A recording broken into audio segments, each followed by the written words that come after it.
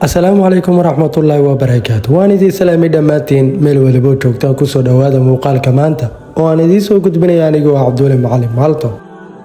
gantaalka nukliyeerka xambaara waa midka ugu awoodda badan ee ilbiriqsiyo gudahood ku baabi'inaya wixii ku nool halkii lagu rido. wadamo badan ayaa la rumaysan yahay inay qarinayaan tirada rasmiga ah ee hubka ay haystaan. haddana waxaa loo badinayaa in ka badan 14,000 oo madax oo hubka nukliyeerka ah ay yaalaan dunidan. Maraykanka iyo Ruushka ayaa haysta tirada ugu badan hubka nukliyeerka ee adduunka. haddaba barnaamijkeena waxaanu ku eegaynaa arrimo sir ah oo ku gadaaman hubka nukliyeerka. balse intaanan u gudagelin barnaamijkeenna, like saar muuqaalkan si uu u gaaro saaxiibo badan.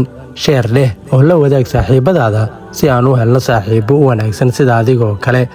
hana hilmaamin inaad follow dhahdo page-keenna, sidoo kalena subscribe dheh YouTube channelkeenna, gambaleelkana furo si aad u heshid barnaamijyada cusub ee aan soo gelinno. mahadsanid.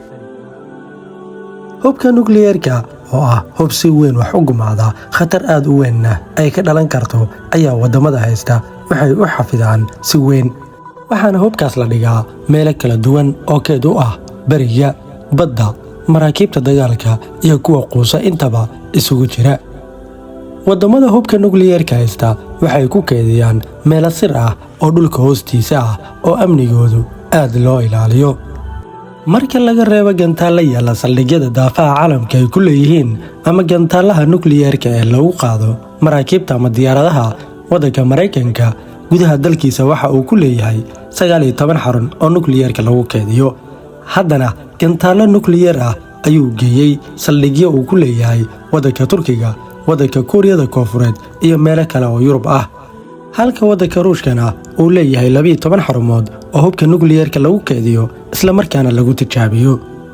haddii ay dhacdo in la adeegsado hubka nukliyeerka ee sida weyn wax u gumaada, mas-uuliyadda koowaad waxa ay saaran tahay madaxweynaha inuu gaaro go'aanka kaba dambaysta ah ee ah in hubka nukliyeerka la isticmaalo. waxaa ka caawinaya khubaro militari, gaar ahaan saraakiisha hubka nukliyeerka gacanta ku haysa lambarka sirta ah ee hubka lagu ridi karo, qaybo ka tirsanna uu gacantooda ku jiro. madaxweynayaasha waddamada haysta hubka nukliyeerka goob kasta oo ay u safrayaan iyo meel kasta oo aadayaanba waxaa la socoto boose lambarka sirta ah uu ku dhan yahay oo madaxweynahana u sahlaysa inuu fasaxi karo ridista hubka nukliyeerka. tusaale ahaanna, boosada madaxweynaha Maraykanka uu meel walba ula safro waxaa ku jira kaar loo yaqaano buskud. haddaba kaarka aan ka sheekaynayno maahan mid caadi ah, waa kaar uu ku qoran yahay nambarka sirta ah ee loo adeegsado marka la ridayo hubka halista ah ee nukliyeerka. boorsadaas waxaa sidoo kale ku jira aalado isgaarsiin oo uu madaxweynaha kula xiriiro dad gaar ah oo ay ku jiraan madaxda istiraatiijiyadda xarunta dhexe ee nukliyeerka iyo madaxweyne ku-xigeenka. wuxuuna boorsadaas wareejiyaa oo keliya marka uu muddo xileedkiisu dhammaado. maraakiibta quusta oo badaha caalamka u kala gooshta waxay ka mid yihiin maraakiibta xambaara gantaalaha nukliyeerka. waxayna maraakiibtan hubka nukliyeerka ay u xambaaraan si ay u fuliyaan weerarada degdega ah oo lagu bartilmaameedsanayo gantaallo meelo fogfog laga soo ridi lahaa. dhanka kalena, diyaaradaha howlgallada gaarka ah fuliya laftooda gantaalahaas way qaadaan, inkastoo ay yar tahay diyaaradaha in mar waliba nukliyeerka lagu qaado. waxaana aad u yaraaday hubka nukliyeerka ee caalamka la isaga gooshiyo wixii ka dambeeyey dhammaadkii dagaalkii qaboobaa.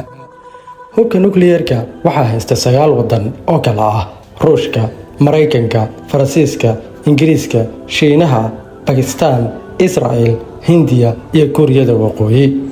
sanadkii 2017 ayay ahayd markii in ka badan 100 waddan ay ansixiyeen heshiiska qaramada midoobay ee lagu mamnuucayo hubka nukliyeerka guud ahaan caalamka. Hindiya iyo Israa'iil iyo waddanka Bakistaan ma aysan saxiixin heshiiskan. Kuuriyada Waqooyina waxay heshiiskan ka baxday sanadii 2003. heshiiskan oo ku caanbaxay NPT wuxuu xusay 5 dal oo ay ku jiraan waddanka Maraykanka, Ruushka, Faransiiska, Ingiriiska iyo Shiinaha, kuwaasoo dhammaantood tijaabiya hubka nukliyeerka kahor inta aan la dhaqan gelin heshiiska. heshiiskan wuxuu ka mamnuucayaa waddamada aan saxiixin heshiiska NPT inay samaystaan hubka nukliyeerka. waddanka Koonfur Afrika iyo dalalkii hore ee midowga Sofiyeeti ee kala ah waddanka Belarus, Kazakhstan iyo Ukraine ayaa dhammaantood joojiyey yeelashada hubkan. sidoo kale heshiiska wuxuu dhigayay in dalalka waqti kasta aysan samaysan karin nukliyeerka. waxaa intaa inoogu eg warbixinteennii oo aan idiin soo gudbinaya anigoo ah Cabduuli Macallim Alto. haddaba haddii aad ka heshay muuqaalkan fadlan like saar, subscribe-na dheh adigoo gambaleelka furanaya si aad u heshid muuqaalada cusub ee aan soo gelina. hana hilmaamin inaad asxaabtaada la wadaagtid adigoo sheer garanaya muuqaalkan. mahadsanid.